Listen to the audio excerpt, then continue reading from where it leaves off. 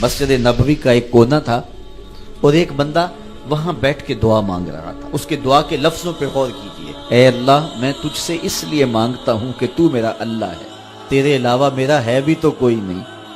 تو یہ وہ دعا مانگ رہا تھا اور مسجد نبوی کے کونے میں بیٹھا تھا۔ حضور نے دیکھا تو ایک صحابی سے کہا، وہ جو دعا مانگ رہا ہے اس کو جا کے بتا دو تمہاری دعا قبول ہو گئی ہے۔ وہ مانگ اس ڈھب سے رہا ہے۔ تو یہ دعا اپنے رب سے نیاز ہے، دعا خود عبادت ہے۔ جب تمہاری ضرورتوں کا کفیل وہ ہے تو پھر اس سے نہیں مانگیں گے تو کس سے مانگیں گے؟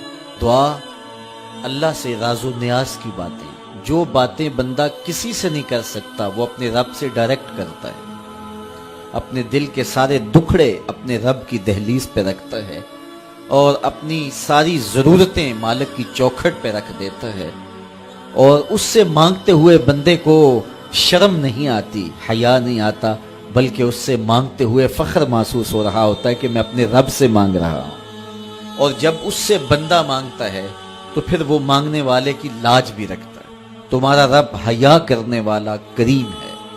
جب بندے اس کے سامنے ہاتھ پھیلا کے دعا مانگتے ہیں، اللہ فرماتا ہے مجھے شرم آتی ہے ان کے اٹھے ہوئے ہاتھ خالی کیسے موڑو۔ جب انہوں نے مجھ سے مانگا ہے تو میں نے بھی نہ دیا تو کون دے گا؟ میں ایک سادی سی بات کرتا ہوں، اتنے لوگ جتنے لوگ یہاں بیٹھے ہیں اگر کسی دنیا دار کے ڈیرے پہ چلے جائیں اور اس سے کوئی چیز طلب کریں اور وہ دینے کی استطاعت رکھتا ہو تو وہ کیا خالی لٹائے گا؟ وہ کہے گا اتنے لوگ آگے ہو تو ڈیرہ داری کی شان کے خلاف ہے کہ میں ان کو خالی لٹاؤں۔ تو جب یہ دنیا دار خالی نہیں لٹاتا تو رب کیسے خالی لٹائے گا؟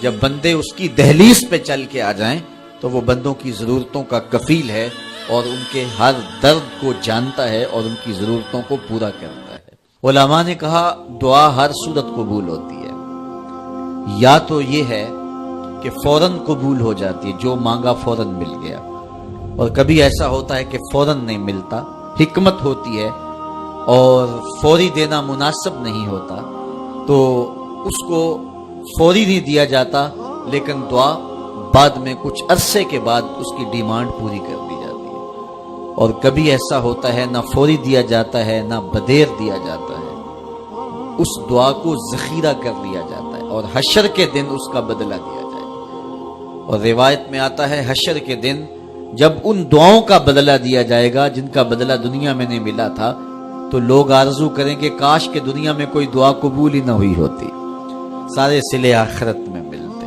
آج یہ بھی بحث چلتی ہے نہیں مانگنا چاہیے، فلاں وقت میں نہیں مانگنا چاہیے، تو وہ کہتا ہے مجھ سے مانگو جب بھی مانگو، میرا دست کرم تمہیں دینے پہ آمادہ ہے۔ اور اگر کوئی نہیں مانگتا تو فرمایا کل ما یابو بکم ربی لولا دعاؤکم، اے محبوب فرما دو اگر یہ نہیں مانگیں گے تو اللہ بھی پرواہ نہیں کرے گا۔ مانگنا تمہاری ضرورت ہے، اگر تم مانگتے رہو گے تمہاری جھولیاں بھرتا رہے گا، اور اگر تمہیں اسے نہیں پکارو گے تو وہ بھی تمہاری پرواہ نہیں کرے گا۔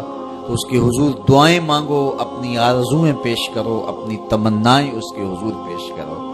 اچھا دنیا داروں سے مانگیں تو اپنے لیے مانگتے ہیں، لیکن اللہ سے مانگو تو اپنے لیے بھی مانگو، اوروں کے لیے بھی مانگو۔ وہ کریم ہے، وہ دیتا ہے اور خوش ہو کے دیتا ہے، تو اس سے مانگو، اس سے جھولی پھیلاؤ۔